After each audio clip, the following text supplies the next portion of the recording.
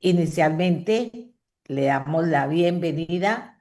Ahí está don Ariel de Amarillo, Hola, a buenas. don Ariel Robles. Buenos días, Ariel. ¿Cómo está? ¿Cómo amaneció? Pura vida, pura vida. Muchas gracias, doña Amelia, por el espacio. Un saludo a toda la audiencia. Y sí, de amarillo, casi no me he visto, usted sabe, de amarillo, pero Todo el últimamente mundo lo va a ver. como un canario.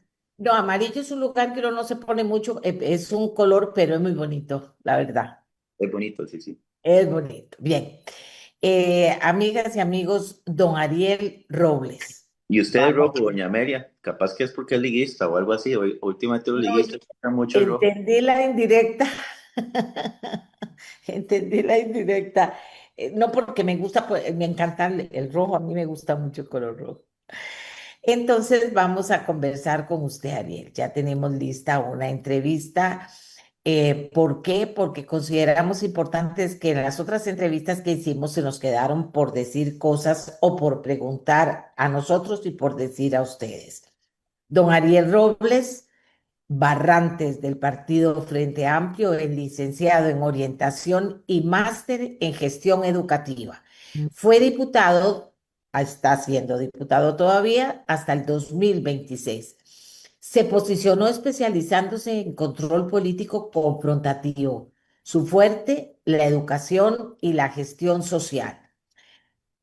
Debilidad estratégica, según leí que dicen ahí las páginas de internet que analizan, se le percibe fuerte en la denuncia, pero históricamente su partido ha tenido dificultades para comunicar capacidad de ejecución administrativa y manejo de seguridad dura.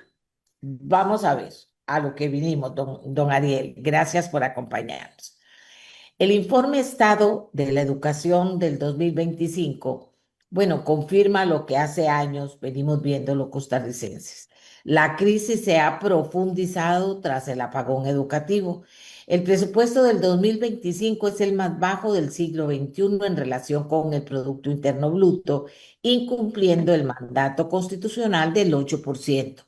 Hay un deterioro grave en infraestructura y una generación perdida en competencias básicas. También Costa Rica cerró con más de 880 homicidios, la cifra más alta en la historia. Y en el campo del ambiente existe una presión enorme por la minería ilegal en Cruzitas, desastre ambiental y social, y tensiones sobre el uso del agua y la expansión agrícola versus áreas protegidas. Entonces, esos serán los temas sobre los que trataremos de profundizar con don Ariel. Comenzamos con la educación. El mandato del 8% para educación choca matemáticamente con la regla fiscal vigente y el pago de intereses. Según proyecciones de Hacienda, cumplir esa meta hoy presionaría el déficit. ¿Cuál es su propuesta aritmética?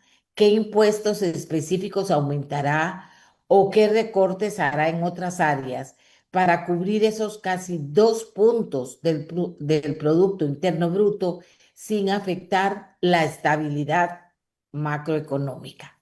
Adelante.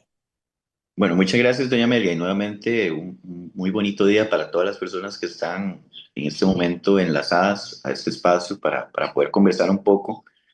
En materia de educación, creo que un ejercicio correcto que tendríamos que hacer todas las personas que somos candidatas a la presidencia es estudiarse el estado de la educación para empezar, porque el estado de la educación plantea en su capítulo número 4 el escenario en el cual los gobiernos tienen que incurrir para que puedan llegar al 8% constitucional, lo cual es un compromiso, un compromiso que debe trascender un esfuerzo político e incluso un gobierno de turno, es un esfuerzo sociedad y debe ser un compromiso del Estado costarricense más allá del gobierno en el momento.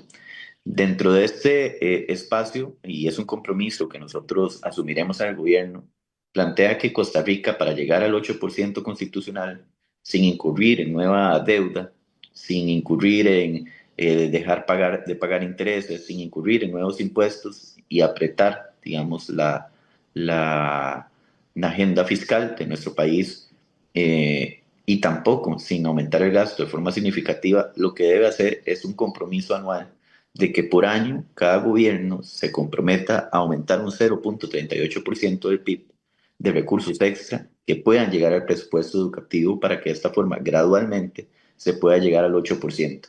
Hay dos temas con el 8%, ¿no? Uno es que el Estado no está en la capacidad de hacer el desembolso total de una vez por las condiciones fiscales en las que nos encontramos. Ese es un escenario. El otro escenario es que el Estado no tiene dentro del Ministerio de Educación Pública la fuerza operativa para que, aunque se le dé la plata, y esto lo señala el Estado de la Educación, pueda ejecutar los recursos de manera idónea, es decir, que toda la plata que le entre tenga la capacidad para ejecutarlos. Entonces, podría ser que entre toda esta plata y lo que pase es que se acumule y por regla fiscal se deje aplicar una regla fiscal que evidentemente cualquier persona a la que se pregunte en educación nunca debió aplicar, pero bueno, así quedó heredada de gobiernos anteriores y ese gobierno le dio seguimiento, pero que ciertamente está ahí como una limitante para poder ejecutar los recursos. Quiero sumar de que este problema es más grande del que pensamos, así como lo dijo usted bien. Hoy tenemos el presupuesto en educación más bajo relación PIB los últimos, de este siglo, es decir, de los últimos más de 20 años. Este presupuesto en educación es el más bajo. Pero además hay que recordar que desde el gobierno de Carlos Alvarado se empezó a contemplar dentro del presupuesto educativo los fondos del INA y los fondos de la educación preescolar. Antes esto no se contemplaba dentro de los recursos del 8%. Quiere decir que a pesar de que ahora estemos sumando INA y a pesar de que estamos sumando educación, redes de cuidado y demás dentro de ese presupuesto, aún así es más bajo de lo que teníamos antes y realmente eso nos dice que hay una alarma encendida.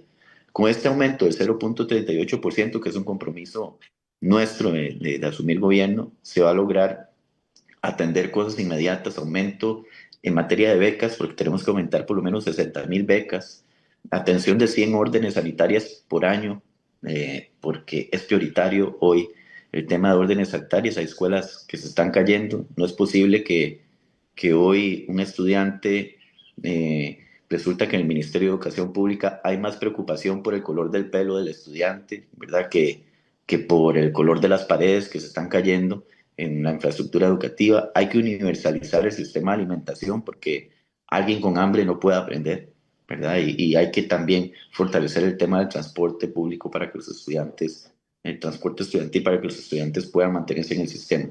Son reformas necesarias, urgentes, prioritarias y eso solo se puede hacer con recursos.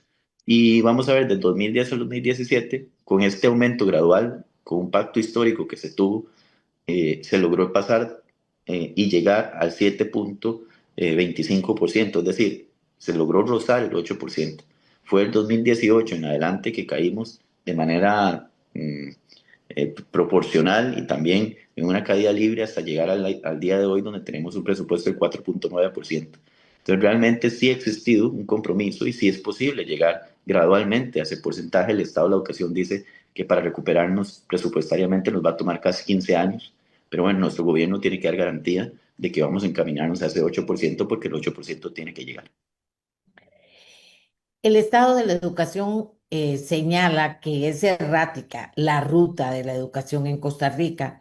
Específicamente, ¿qué decretos ejecutivos firmaría usted en sus primeros 100 días para detener la caída en las pruebas PISA? Ujú.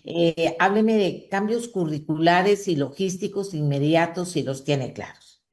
Sí, bueno, lo primero, bueno, hemos hablado de que hay tres temas que abordar de manera urgente en educación. Uno es el tema presupuestario que ya tocamos, lo segundo es el tema curricular y lo tercero tiene que ver con el rol del docente, ¿verdad? Es decir, estas tres Ujú. deben pasar la reforma educativa por estas tres áreas. Ya abordado el tema presupuestario, debemos abordar el tema, pues, por supuesto, curricular.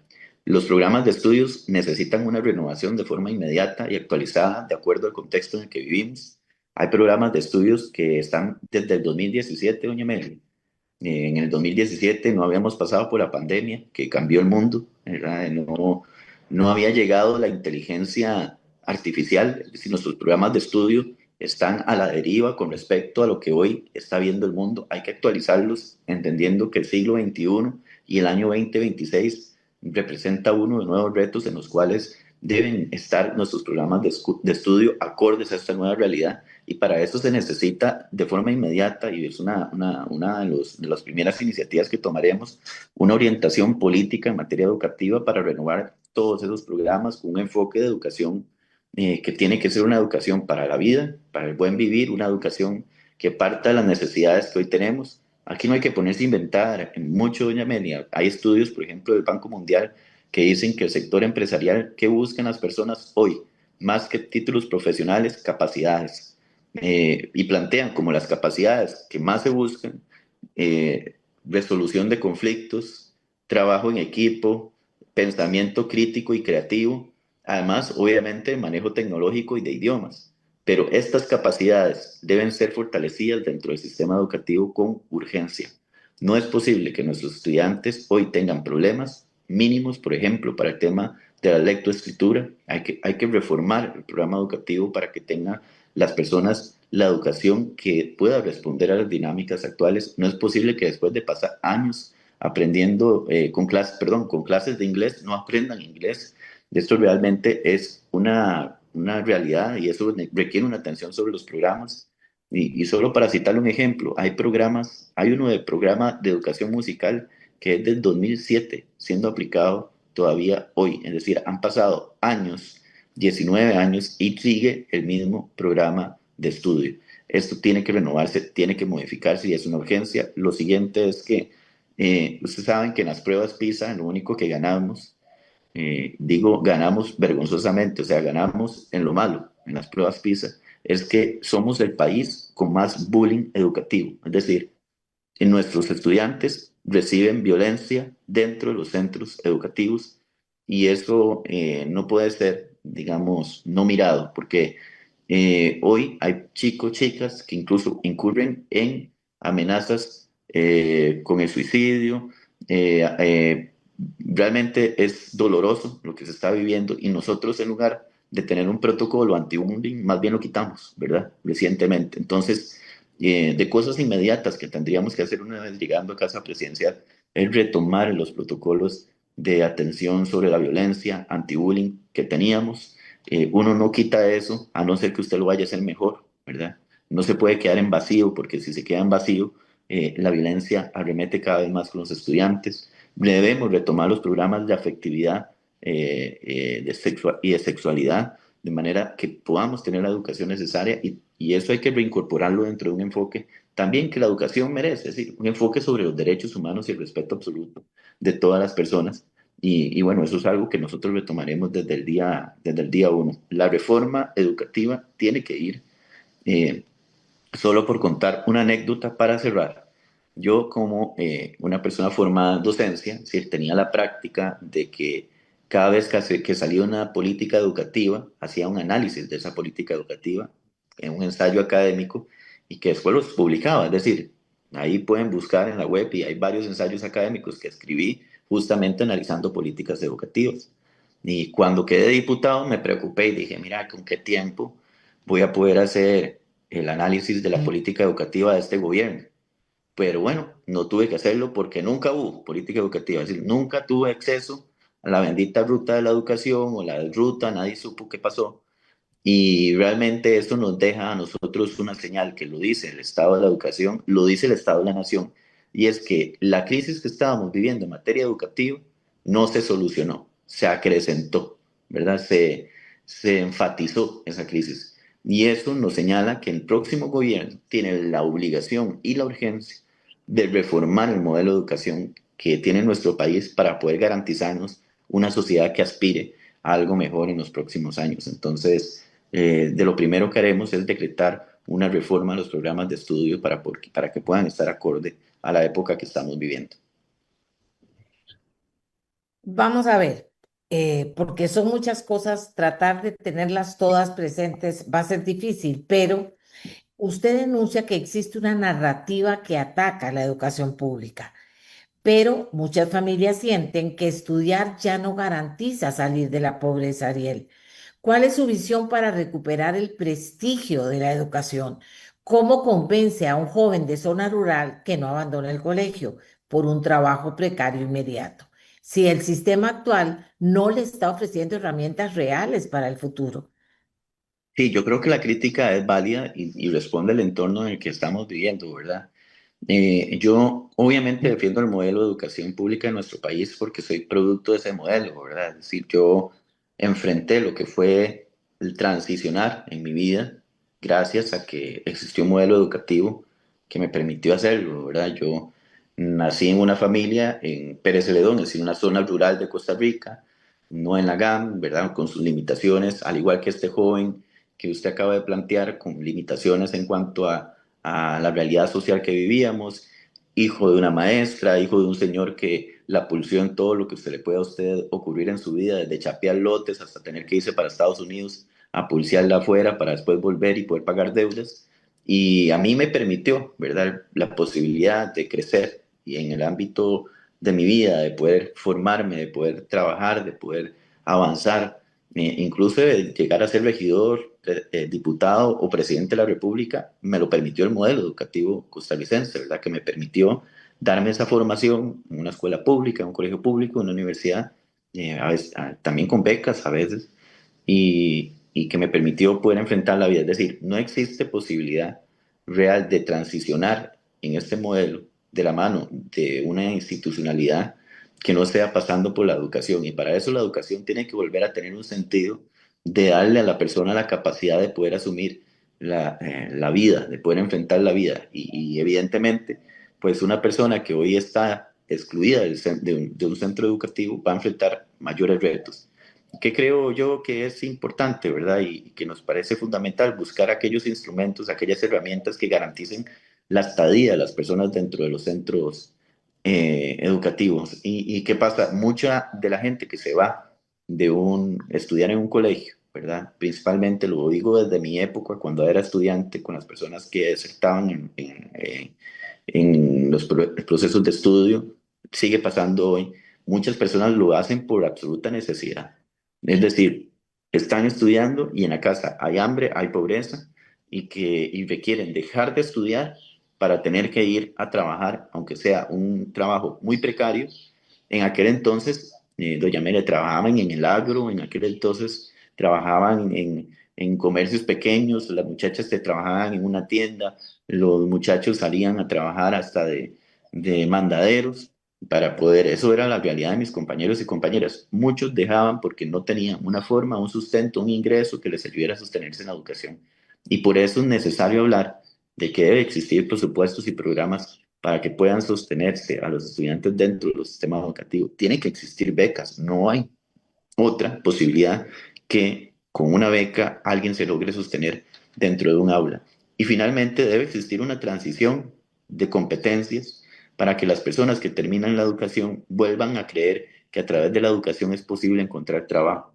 Hay que fortalecer la educación técnica para que sea ese modelo transicional en el cual la educación tenga la forma de dar capacidades para que personas puedan encontrar trabajo de la manera más efectiva, pero también hay que fomentar nuevas formas de trabajo, ¿no? Y vamos a plantear, lo hemos planteado como una propuesta, no sé si lo puedo abordar de una vez, doña Amelia, más bien le pido el Dígame, permiso. dígame, dígame, no, para que nos quede con... Vamos a fomentar una forma de empleabilidad en la cual la empresa privada se vea motivada a generar empleo para personas jóvenes. Estamos estableciendo una propuesta, un programa en el cual de empleabilidad para la juventud, en el cual una persona que sea contratada, una persona joven menor de 25 años, toda empresa que contrate una persona menor de 25 años, sea exonerada del pago de FODESAF, sea exonerada del pago de el INA, sea exonerada del pago del Banco Popular y sea exonerada del pago del IMAS. Eso equivale a más o menos 7.15% de la planilla. Entonces, un empleador se vería motivado a decir, yo voy a contratar a esta persona joven que no tiene experiencia, ¿verdad? Porque me es más barato contratarlo y poder sostenerlo en el sistema. Esta aplicación parte de que hoy las personas jóvenes son uno de los sectores más impactados por el desempleo. Casi 25% de las personas desempleadas, es decir, jóvenes, realmente es un número alarmante, aún peor si son mujeres, casi el 29%. En la región Bronca ronda el 30% de jóvenes desempleados, es decir, es un impacto significativo y eso necesita políticas de atención. Entonces nosotros lo que planteamos es toda empresa privada que contrate a una persona joven por 3 años exonerada de estas responsabilidades que existen hoy sobre la planilla, de manera que entonces yo empleador diga, mira, me sirve contratar una persona joven, me sirve hacerlo porque me sale más barato y voy a poder tener una planilla más barata. ¿Qué representa esto? Varias cosas. Uno, no se va a financiar, ¿verdad? Ni FODESAF, ni INA, ni tampoco el IMAS, ni el Banco Popular, porque hoy todo ese sistema lo sostenemos las personas que ya estamos trabajando con un salario. Eh, pero además, una persona joven que tiene un trabajo formal es una persona que no va a tener que recurrir al programa de Limas, que no va a tener que recurrir al programa de FODESAF, porque tiene un ingreso formal. Entonces es una forma también de poder atender, ¿verdad?, a esta población que hoy está a la deriva y que no podemos hacerlo de otra forma que no sea de la mano, incentivando en la empresa privada. Requisitos, simplemente que se cumpla con que sean personas jóvenes, menores de 25 años, que el patrono asuma el pago, el cumplimiento del código de trabajo y el pago de la caja, y que bueno, que esta forma, esta vinculación sea absolutamente respetuosa de esa relación. Entonces, es un poco el mecanismo que hemos optado para decir, miren, cada joven que le podamos quitar al narcotráfico es oportuno. ¿Por qué 3 años de exoneración? Porque es lo que se requiere para que una persona genere la experiencia suficiente para poder ir y buscar después otro trabajo o tener la experiencia de vida. ¿A dónde se aleja o a dónde se encuentra con el tema de la educación dual esta propuesta, Ariel? Bueno, lo que estamos planteando va más allá de la educación dual, ¿verdad? Es decir, yo no tengo que estar dentro del sistema educativo para poder estar dentro de este trabajo. ¿Y por qué lo hemos planteado así? Justamente por el joven que usted planteó, que a ratos dejó la educación, ¿verdad? Y doña Meria, hoy es una realidad. La mayoría de chavalos jóvenes que están dentro del narcotráfico, si ustedes hacen una revisión de las características comunes, se va a encontrar que hay gente que no pasa a los 20 años en su mayoría y que dejó el colegio, es decir, ni siquiera lo terminó. Al no terminar el colegio queda a la deriva y dentro de ese quedar a la deriva es el narcotráfico el que le llega. Creemos que nosotros tenemos que intentar dentro de una política institucional del Estado de fomento del empleo, tenemos que intentar arrebatarle, doña Amelia, a esos jóvenes al narcotráfico y la única forma de hacerlo es de la mano con la empresa privada generando empleo formal.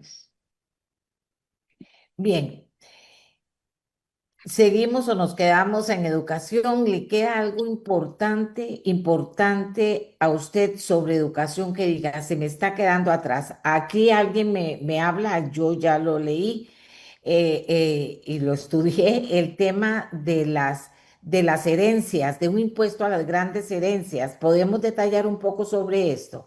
Sí, si quieren voy a decir, bueno, lo de los impuestos a las grandes herencias es muy fácil de contestar. Eso es un modelo que se utiliza ya por ejemplo, en los Estados Unidos. Hay que tomar, digamos, tomemos ejemplos positivos de otros países. Es la posibilidad de que aquella herencia mayor a 3 millones de dólares, ¿verdad? Sea grabada con una cuota solidaria que se vaya directamente al IBM, ¿verdad? Esto, ¿por qué? Porque, bueno, yo de una vez digo, bueno, si usted tiene una herencia de 3 millones de dólares, y preocúpese, porque entonces este tipo de impuestos le podría tocar un pedacito de forma solidaria para que se vaya al IBM. Pero del resto de gente, como decir, la gran mayoría de Costa Rica, porque no sé quién pueda tener este tipo de herencias, es decir, yo no soy conocedor de personas que tengan este tipo de herencias. Pero bueno, en mi clase social y en mi familia y en mi grupo no pasaría nada de eso porque tenemos, primero que somos de las familias que vienen y que que las herencias son muy limitadas, ¿verdad? Porque venimos de otra realidad, pero la gran mayoría del pueblo costarricense no va a tener ningún impacto con esto porque es solamente Ok. herencias millonarias y de lujo que son de 3 millones de dólares para arriba. Esto ya existe en los Estados Unidos y repito, lo que hacen es de forma solidaria algo que no va a dejar que la persona que tuvo esa herencia deje de ser rica, ¿verdad? Va a seguir siendo rica, lo que va a hacer es que va a contribuir un poquito para los programas de atención social, en este caso IBM, porque IBM necesita recursos frescos para poderse sostener y que darle pensiones a las personas por invalidez, vejez o muerte. Entonces realmente es eso. Lo otro que iba a decir que se me quedaba por fuera en el tema de educación Ajá, es el tema docente. Hay que hablar de la protección sobre la discusión necesaria en materia de idoneidad. La carrera docente debe ser reivindicada, ¿verdad? Debe ser acompañada. Es cierto, doña Amelia, que hay enormes deficiencias a nivel educativo. Nosotros, bueno, yo esto lo planteo incluso en términos, es decir, si usted es dueña de una empresa, lo más lógico es que usted capacite y permita que se capaciten sus trabajadores para que hagan lo mejor, es decir, que den el mejor servicio. Hoy el sistema ha dejado de capacitar a docentes para que brinden un servicio idóneo. Hay que retomar esa discusión para que sea posible. Y hay que hablar de dos cambios puntuales que vamos a promover. Un cambio de reglamento, primero, para que los grupos de estudiantes no pasen de 20 estudiantes. ¿Por qué esto es importante? Porque no hay forma, ¿verdad?, de que una persona docente que no se acuerda ni siquiera de los nombres de los estudiantes, doña Amelia, porque son tantos que no se acuerdan, grupos de 40 estudiantes, si no se acuerda de los nombres de los estudiantes, mucho menos se va a acordar de las necesidades que cada estudiante tiene. Hay que garantizar que los grupos sean más pequeños para algo que se llama aprendizaje individualizado. Cualquier modelo de educación de primer mundo o incluso la educación privada en Costa Rica tiene grupos más pequeños. ¿Por qué? Porque es una forma de garantizar que la docencia puede ser más acorde a las necesidades de cada persona que está dentro de un grupo. Entonces hay que reformar eso, porque es necesario para que nosotros podamos tener una mejor calidad en la educación. Y lo siguiente que vamos a modificar es contemplar dentro de la jornada del docente las horas de evaluación, las horas de planificación. Yo soy hijo de una maestra, ¿verdad? Yo hace un rato les dije, mi mamá daba clases, ¿verdad? Salía a las 5 de la tarde, nos veía a nosotros como toda mamá, porque le tocaba triple jornada, ¿verdad?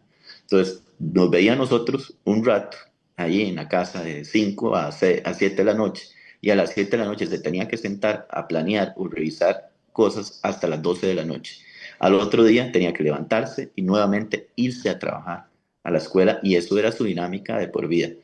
Eso no se contempla dentro del trabajo docente y eso tiene nuevamente que cambiar, así como en cualquier otro país del mundo, así como la docencia universitaria tiene que reconocerse las horas que se utilizan para evaluación, porque si no vamos a reventar, seguir reventando a docentes y bueno, eso no tiene ningún sentido, ¿verdad? ¿No?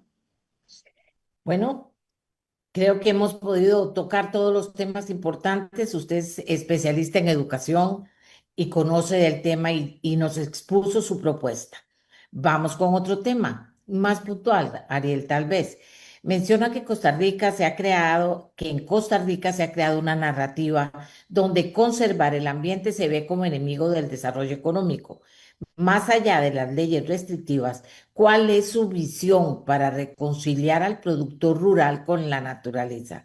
¿Cómo convence a una comunidad pobre de que proteger el bosque le traerá prosperidad real y no solo prohibiciones? Debo decirle que este es un gran tema que la gente dice, es que Ariel con el ambiente, no se puede con Ariel porque es un extremista en el tema ambiente. Bueno, y tienen una prueba para que lo explique usted cómo lo ve. Cruzitas es una herida abierta, el oro se lo están robando y el mercurio está contaminando. El Frente Amplio se opone a la minería a cielo abierto. ¿Qué va a hacer don Ariel como presidente? ¿Gastar millones en policía, por ejemplo, en Cruzitas para cuidar un hueco en la frontera o permitirá una extracción ordenada? ¿Cómo ve usted el tema? Sí, bueno, varias cosas. Lo primero es que Ajá. el riesgo con crucitas trasciende solamente crucitas como tal, es decir, la minería de Ujú, cielo abierto es un golpe incluso al imaginario internacional sobre nuestro país. Es decir, ujú. Costa Rica se ha posicionado a nivel internacional como un país de protección del ambiente, como un país que plantea que su economía gira en torno a un modelo de desarrollo que contempla la naturaleza como parte importante, y es a partir de ahí que nos posicionamos con una imagen país, ¿verdad? Una imagen que es reconocida, ¿verdad? Y que al mismo tiempo es la que atrae significativamente a muchísima gente a visitarnos, conocer este país, con una de las biodiversidades más ricas del mundo y que bueno, que tiene un turismo posicionado desde esa lógica. Entonces, lo primero que me gustaría decir es que es por eso que, por ejemplo, en el Congreso de, de Turismo señalan como que es una oposición, ¿verdad? Firme a actividades como la minería a cielo abierto, la exploración de gas natural y bueno, diferentes propuestas extractivistas que puedan tenerse en nuestro país, porque también el sector turismo se preocupa de la imagen que esto pueda crear. Entonces, hay que ver el tema de la minería a cielo abierto más allá y más profundo de solo los impactos que tiene el tema dentro de nuestra región o dentro de San Carlos. Dicho esto, a nosotros nos parece que hay otras alternativas. Nos parece que sería un ilógico primero decir, estuvimos en contra de la minería a cielo abierto con el gobierno de Oscar Arias y que ahora se venga a proponer exactamente lo mismo con el gobierno de Rodrigo Chávez y que digamos, ahora sí estamos de acuerdo, ¿no? Es un ilógico. Lo que hemos planteado es la posibilidad de un proyecto, una iniciativa que está presentada. De hecho, nos alegra que últimamente he escuchado a don Álvaro Ramos como diciendo esta propuesta, la misma, que está planteada en la Asamblea Legislativa. Y bueno, esto es importante porque quiere decir que hay una coincidencia en cuanto a qué creemos que se puede hacer en Cruzitas. Bueno, hemos planteado una propuesta sobre un polo de desarrollo en la zona de San Carlos, ¿verdad? Que represente la posibilidad de que a partir de, primero, lograr extraer todo aquel oro que ha quedado residual en la zona, obviamente con presencia del Estado, presencia institucional, sacar ese oro residual que quedó ahí, que es significativo, y que esto lo pueda comprar el Banco Central como parte de sus reservas. Eso podría capitalizar significativamente recursos que vayan directamente a la comunidad. Nosotros creemos que el trabajo cooperativo dentro de las comunidades podría ser una alternativa para poder acceder a esa riqueza. Y lo otro que los fondos, el oro que está ahí, ¿verdad? Se pueda valorizar sin extraerlo para que sea monetizado y comprado incluso también por el Banco. Eso ya sucedió en el pasado, eso ya se ha hecho en otros lugares donde es posible a través de características también digitales, por ejemplo, poder monetizar, ¿verdad? El oro que está ahí sin extraerlo como si fuera una bóveda natural y poder utilizar esos recursos de manera que el Estado pueda beneficiar a la comunidad. La comunidad lo que requiere son recursos. No le importa si es de dónde vienen los fondos para que puedan garantizarse esos recursos.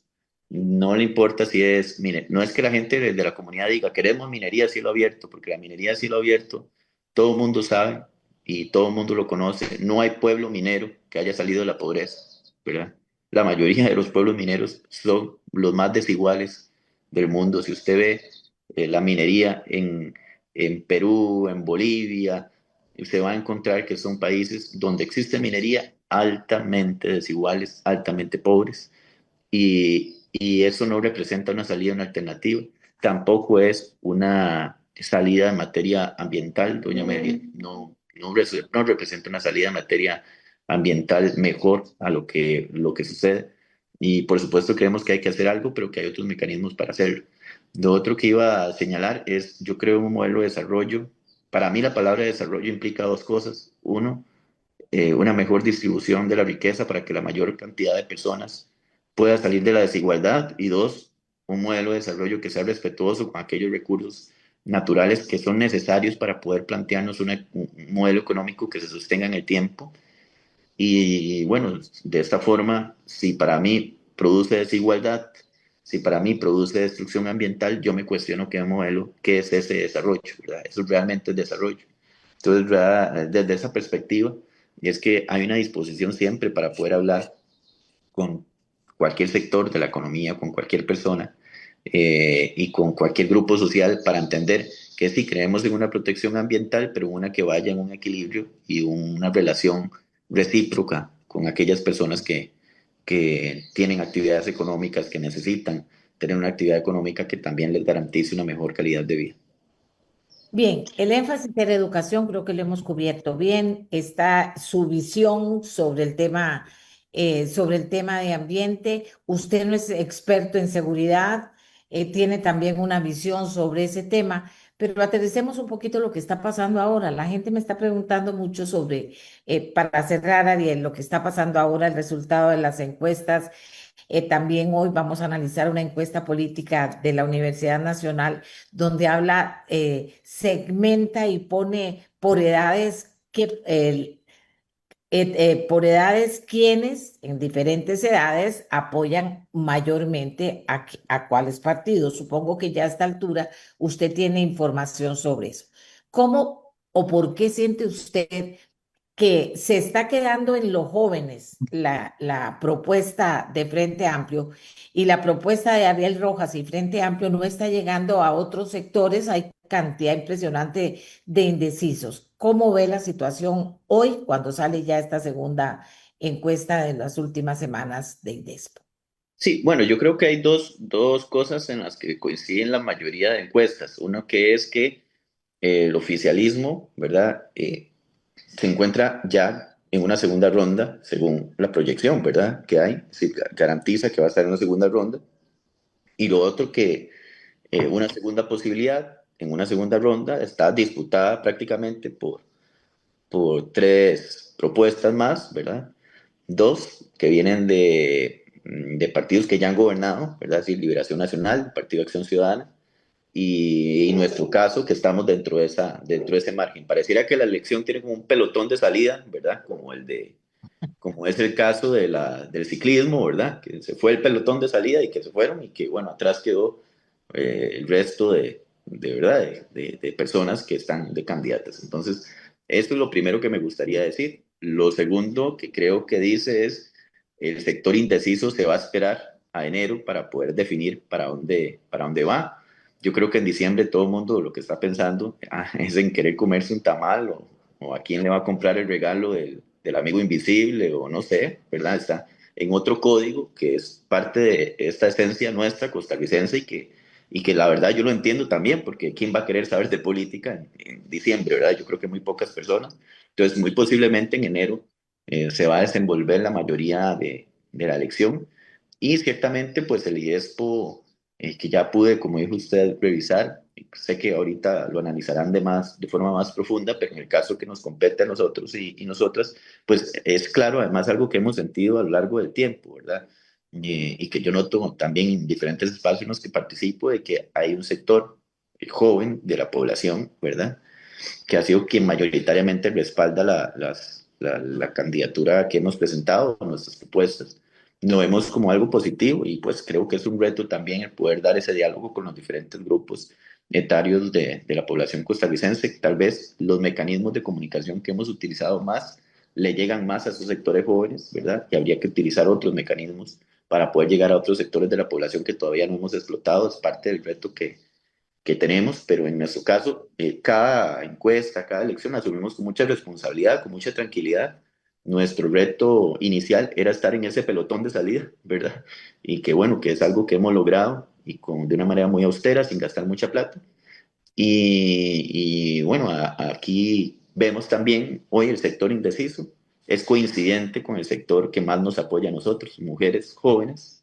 Es también coincide, ¿verdad? El sector más grande de los indecisos son como el 30 y resto por ciento, me parece, según la encuesta.